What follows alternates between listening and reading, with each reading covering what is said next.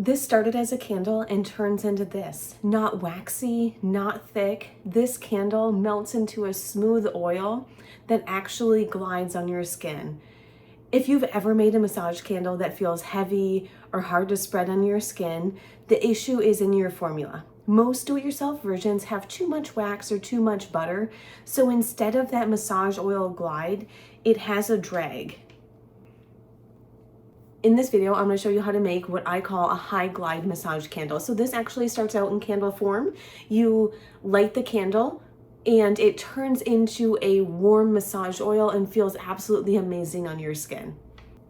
You have to remember that this is a balance between being able to keep it in solid candle form and creating a massage oil, right? If we took out all of the waxes and the butters, then you just have a massage oil, and it's a massage oil, not a massage oil candle. So it's a balance between the two. So you have to have some stability with the waxes and the butters, but you also have to have enough oils and the right oils to make it feel amazing on your skin.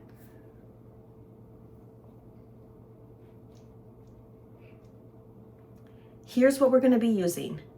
Soy wax for structure, cocoa butter for richness and to help with the structure, shea butter for that creaminess, sweet almond oil for slip, jojoba oil for smooth glide, and a skin-safe fragrance oil.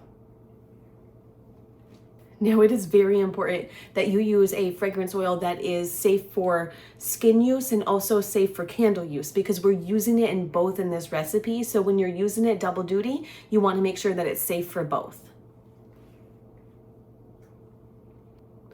We're going to start by grabbing a pouring pot. We're going to add our soy wax, cocoa butter, and shea butter. We're going to heat this on a double boiler until it's completely melted. You want to make sure that you come in and you're stirring it while it's melting. We don't want to overheat this, as it's going to affect the final texture, and you can end up with a grainy candle if this gets too hot. Once it's melted, go ahead and remove from the heat, and we are going to add our oils. Add your jojoba oil and your sweet almond oil. So I forgot to take the temperature, so let's go ahead real quick and check it. And as you can see, we're below 100 degrees Fahrenheit, which isn't surprising, right? Because we're formulating this to have a very low melting point, which means we want it to melt around skin temperature, so it shouldn't take very much heat to get this into liquid form. We're going to go ahead and give our oils a good mix. Next, we're going to go ahead and add our fragrance oil. We're going to make sure that we mix this for at least 1 to 2 minutes to make sure that it's fully incorporated into our oils and our butters. Now, when you're choosing your candle size, make sure you choose one that doesn't have a very large diameter. The reason why I say this is because you're going to be pouring the oil out and using it, which is going to cause tunneling. If your container is too big, it's never going to be able to melt that wax around the edges of the container, and you're going to wind up with a lot of wasted products. So I like to use a smaller diameter container just to make sure that I can use as much of the product as possible. Using a Wick glue dot, we will go ahead and place our wick in the center of our candle. And now we will go ahead and pour our candle. When I'm pouring my candle, I always make sure that I pour it very slow and close to the container. This is what's going to give you the best results. And we'll do the same for our second candle. Once we have that completely poured, we will go ahead and we're going to center our wick. I just use a little Sharpie to center the wick, and we're going to leave these to cool completely. After they're completely cooled, we're going to come in and we're going to trim the wick to 1/4 of an inch.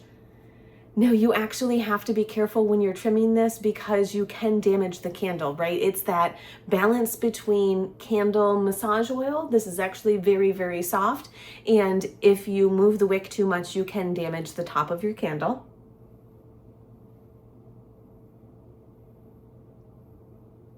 And this is what you want. A light oil with a lovely glide. To use your candle, you're going to go ahead and light it. After 2 to 3 minutes, you'll have a nice pool of oil. Blow your candle out. Give it a minute or so to cool. And pour it onto your hand. You can see how easy it spreads. No drag, just a smooth glide. It's really creating a candle that works, and it's understanding what you want your result to be. The same as when we formulate for a lotion or a body butter or anything like that. You first decide what it is you want, and then you choose the ingredients and the percentages that are going to give you that result.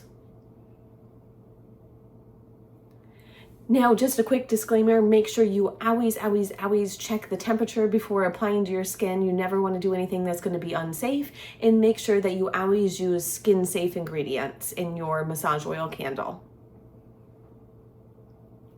So yeah, this started as a candle, and it turns into this lovely massage oil that is silky smooth and has glide for days, because we really want that massage to last as long as possible.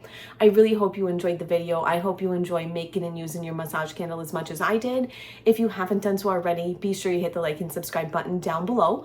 Also, I do post a link to my blog, which is summerrain.website. If you haven't checked it out, there is so much information available on there, substitutions, frequently asked questions, all of the stuff that I don't have the time in these videos to go over is available over on my website. There's also a free printable recipe over there, so if you want to go check it out, that's at summerrain.website.